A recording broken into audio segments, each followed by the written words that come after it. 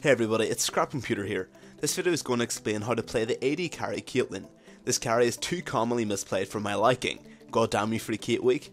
She is the most picked AD carry and even champion in the game, and too many people simply don't know how to play her. I want to fix that. Runes. For runes I run full armor pen reds, full armor yellows, full magic resist blues, and 3 attack damage quints, or full armor pen reds, full armor yellows, full magic resist blues, 1 attack damage quint and 2 lifesteal quints. This can be seen below. For Masteries I go with the standard 2109 or 2190. Okay, let's move on to summoner spells. These spells are shown in descending order and how viable / effective they are in Caitlyn. Number 1. Flash. Flash is pretty much mandatory and self-explanatory, so I'll move on. Number 2. Barrier. This is fantastic in Caitlyn and provides her with additional protection versus bursters. So if your verse is a very bursty / assassin based team, please get it. Number 3. Cleanse. This spell is awesome on any AD carry.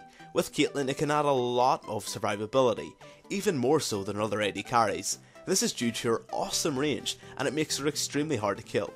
If they have a strong CC based team, this spell takes precedence over Barrier every time. Number 4. Heal.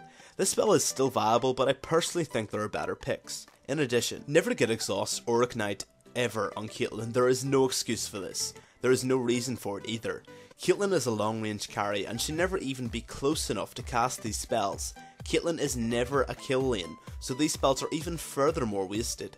Your support should be picking up exhaust and ignite in replacement of yourself. What compositions should you pick Caitlyn Versus and with? This is one of the main reasons that Caitlyn is in fact so popular. She can be picked with virtually any composition, unlike a lot of AD carries which have a favourite type of composition. Caitlyn is effective against basically everyone. Which botlane should you pick Caitlyn Versus? Again, Caitlyn can be played to good effect against 80% of bot lanes, the exceptions I will mention below now. Which botlane should you avoid being Versus? I'll put the champion and the reason. Note that Caitlyn can win versus these lanes if she plays correctly. These are not hard counters, and simply have abilities and or traits that are good versus Caitlyn, but not super hard counters. No one counters a good Cait. Number 1. Sivir. Spell Shield makes combos pretty much impossible. You can't cure with as her Q animation is faster than yours, and she'll simply Spell Shield you. In addition, your traps are just free mana for her lying around the lane. You can only beat her with poke. Number 2. Varus. Outdamages you pretty much all game. He can poke with his Q and disengage with his E. At level 6 his ultimate will destroy you. Only play versus him if you're very confident on Cait. Number 3. Tristana.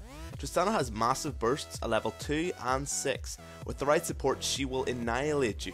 She also reaches your range at level 13 and outskills you late. Number 4. Draven. You can't trade with this guy at all in lane. Try and get some early poke in, otherwise good game. Number 5. Most aggressive supports. Caitlyn is a poke lane after all. At the end of the day, versus a good kill lane engagement, you're dead. Just hope you can avoid these engagements, and good luck. Good supports with Caitlyn. Number 1. Sona, the ultimate poke lane. Number 2. Lulu, ditto. Number 3. Thresh, escape, okayish poke, good defensive properties, and of course the infamous Q for the engage, good with anyone. Number 4. Taric, you can chain stun with this beautiful man. His E, and then you add a trap just in front of your enemy, makes a dead enemy. Number 5. Janna, good protection and helps with that godlike poke. Number 6. Nami, has great zoning protection as well as decent poke and some sustain. Number 7. Zyra, can catch opponents and zone really well, fantastic for bot lane dominance and that free Q. Leveling order, I will now explain the 2 main leveling orders. I will go over the skill orders in a little bit of detail in what I would consider key areas. The first skill order is for normal bot lane encounters. I get traps to tighten my lane versus my opponent and to help my jungler in defending his buffs. I get an escape at level 4 as this is typically the time you're going to be getting ganked at. The second order you can start with your Q, then get your E right after. This is for one-on-one situations, or versus a heavy kill lane. This order maximizes survivability by providing me with an escape. It can also be used bot lane, so don't rule it out. Abilities and their uses. Passive, headshot. Every 8th, 7th or 6th basic attack deals 150% damage to a champion, or 250% damage to a minion or monster. Attacks from the bush increase its counter by 2 instead of 1. Headshot counter does not increase from attacking turrets. You will know you have headshot up when a glow animation is around Caitlyn's hands. Note, Rune's Hurricane can help stack generation. If you attack once, you will obtain 3 stacks of headshot. Note the headshot extra damage effect will not stack with this item. Uses and tips. Number 1. Headshots bonus damage will proc lifesteal. Number 2. Critical strike damage is not applied to headshot damage. Number 3. Apply your headshot stack to enemies in lane for extra damage. Number 4. Use this extra threat of damage to easily zone people with this ability, as no one wants hit with the extra stack. This is key in lane. Number 5. Most people forget that you get double charges from the bush. So if you auto attack from the bush, you can surprise headshot them even if they had vision of you. Number 6. You can gain headshot stacks from wards. So if you ever need an excuse to get that ward gold of your support, now you have it. Q. Piltover Peacemaker.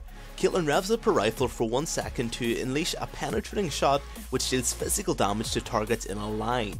It deals 10% less damage to subsequent targets, down to a minimum of 50%. This ability has a range of 1300, twice your auto attack range. Uses and tips. Number 1. If Peacemaker is blocked by a spell shield, the target will still be considered when calculating the damage for subsequent targets. Number 2. Peacemaker's casting time cannot be interrupted by crowd control. Number 3. Peacemaker can damage stealth units, but not reveal them. Number 4. Peacemaker's range is slightly thinner and slightly shorter than its range indicator. Number 5. This can be a good harassment tool if you can predict your enemy's movements. Number 6. Remember you're vulnerable for 1 second when casting the spell? Please? Number 7. Later in the game, your auto attacks do more damage than this ability, so don't use it in the end game teamfights unless it's a cluster of enemies and you're safe to do so, or you have another option, example low HP over a wall. Number 8. You use this ability on oncoming lines of minions to clear them very quickly. Number 9. Once a player hits your trap, cue them immediately so they can't avoid it. Number 10. When hitting people in lane, try to avoid hitting minions with this ability, as it's going to push your lane. If you don't want to push your lane, ensure you're queuing and only hitting the champion and hitting the least amount of minions as possible. This is very important. I see too many Kates make this decision and incorrectly doing so and pushing the wave out and getting jungle ganked every second. W. Yordle Snap Trap. Active. Caitlyn sets up to a maximum of 3 traps which trigger on champions. When sprung, the trap immobilizes the champion, deals magic damage over 1.5 seconds, and reveals the target for 9 seconds. The trap lasts 4 minutes. Placement range 800. Uses and tips. Number 1. Trap grants vision of where it was placed upon cast, but not for its duration, so you can use it to scout bushes. No excuses for face checking, ever. Number 2. Trap can hit, damage, and reveal stealth units. Number 3. Traps have a brief activation time after casting, before the trap actually starts functioning, so no just putting it down and expecting it to work straight away. Number 4. Traps are untargetable, but appear in the minimap. Number 5. Traps can be seen by both teams through the fog of war. However, they will not be revealed to enemies if placed in the fog of war, until vision of them have been achieved. Number 6. Traps also reveal nearby enemy stealth units in the sight range of afflicted enemies. This is shown below, it's hard to explain. Number 7. Friendly traps are coloured blue, and enemy traps are coloured red. Number 8. At level 1 you can fill your lane with traps to metaphorically squeeze the lane. It makes engaging one too difficult and makes poking a lot more simple. Number 9. Constantly be aware of where your traps are and where the enemy seems to favour. In other words, if most AD carries have a pattern, find it and think, oh hey look, they like going left each time I go aggressive, then trap left. Put them out of their comfort zone. Please think about trap placement and don't just throw it down randomly in the lane. Number 10. If you catch an enemy out, put a trap directly in front of their escape route so they must hit it or walk around it. If it's a hard stun / initiation like Ionia, put it directly under them and they will get chain CC'd. This video below shows it perfectly. Number 11. If an enemy is CSing behind a trap, run at them and take a pot shot. They can't retaliate as the trap will prohibit any forward movement. This is some pro tip, but anyone can use it. Please use it. Number 12. If you're getting chased, put a trap directly in front of them. They will have to either avoid it or hit it. Both ways, a decent de-initiation. Number 13. The trap can help get back bush control in an aggressive lane, as it provides vision and zones part of the bush. Number 14. When the enemy is doing a key objective like Dragon, you can trap over the wall to get vision of it. Caitlyn's E, 90 caliber net, active. Caitlyn fires a heavy net to slow down the target by 50% and deals magical damage. The recoil knocks Caitlyn back. Knockback distance 400. Uses and tips. Number 1. The net's knockback can move Caitlyn through walls and impassable terrain, but only small walls. Number 2. It can hit and slow stealth enemy units, but it will not reveal them. Number 3. It can cancel Piltover Peacemaker's animation. I'll go over this later. Number 4. This ability is your only hard-ish escape. You will point your cruiser in the opposite direction of where you want to go and it will fire you that way. Caitlyn's R or ultimate, Ace in the Hole. Range 2000, 2500 and 3000. This increases with levels, most people forget this.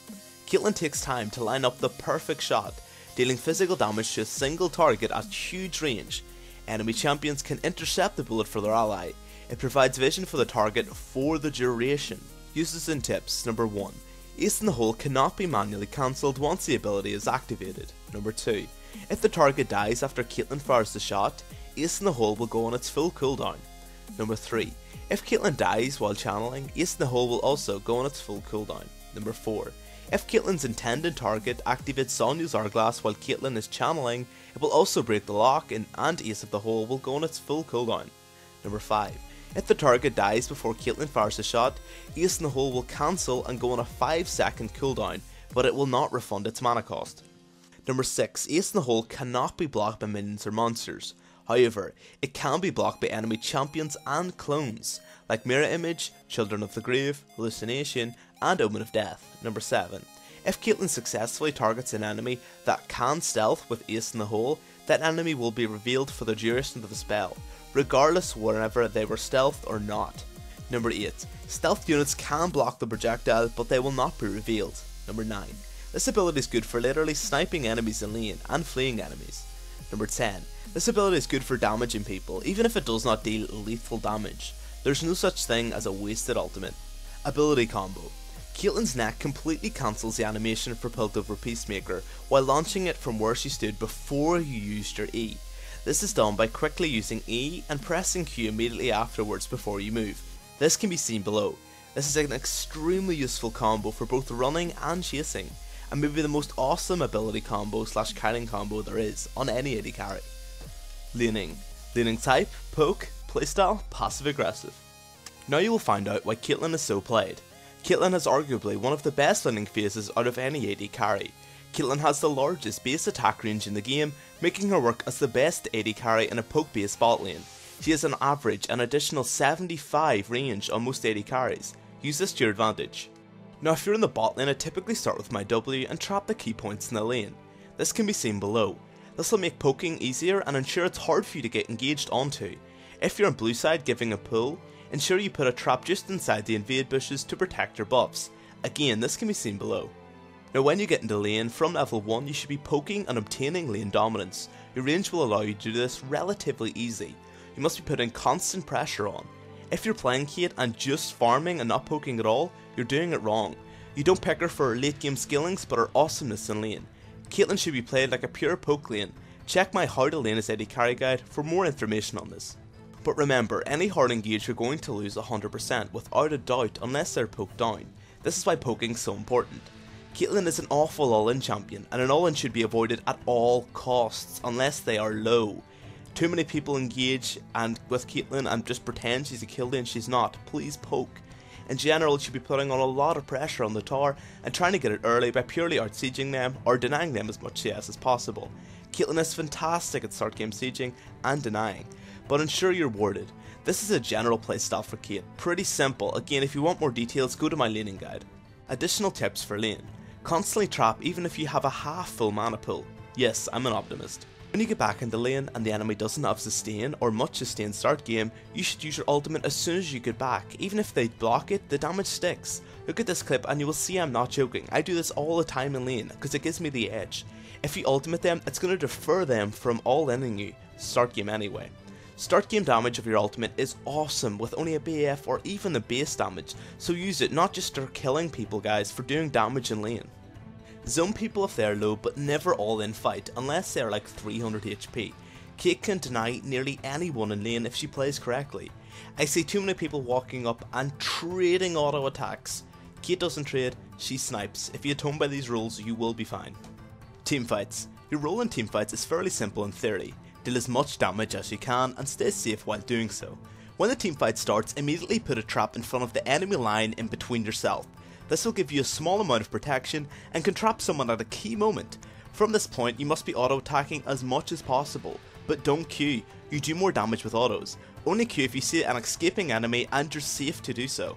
If you get aggressed upon, use the EQ combo to get away and kite them. If you get extremely low, run back and use your ultimate on the most important enemy team member that you can. If you're winning, use your ultimate to finish off anyone that you can. If you want a more in-depth teamfight guide, I have one of those too.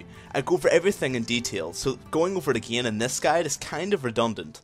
Anyways, that's it for my guide, guys. Thank you for watching, and can I just give a quick shout out to the Viro-Designs who helped me design all of my videos, my background, my thumbnail, all of this new stuff that you see if you're a subscriber, and it all looks awesome. Can I just give him a quick shout out? He told me not to, but honestly, if you check him out, his stuff is awesome. Give him a quick PM, he might do some stuff for you. He does it for absolute free, I'm pretty sure. I don't know if he charges, but check him out, he should do most of it for free. And thanks for watching, guys. Dislike, like, sub, all that cliche stuff, and have a nice day, yeah?